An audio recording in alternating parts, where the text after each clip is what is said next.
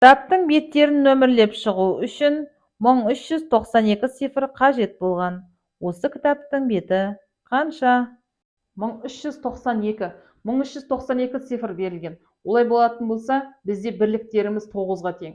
Ал ондықтарымыз, яғни екі таңбалы сандарымыз 90-ға тең. 90-ды 2-ге көбейтсек 180-ге тең.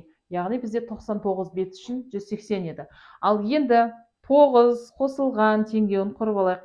2 көбейтілген 90 қосылған 3 таңбалы сандар, яғни x азайтылған 99 дейік, тең 1392.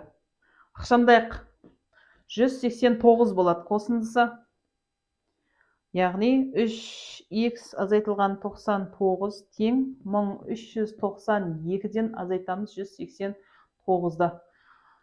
X азайтылған 99 тең 1392-ден азайтамыз 189-ды. Азайтайық.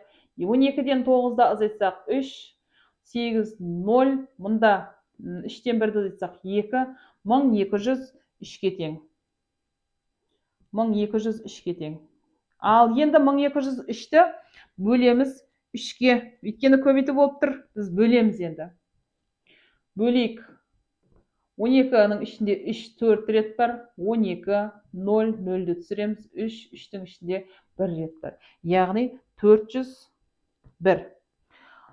99-дың алда минус таңбасымен, ал теңдіктің келесесіне плюс таңбасымен өтеді. Ондай болатын болса 500. Яғни біздің x-іміз неге тең болып тұр екен?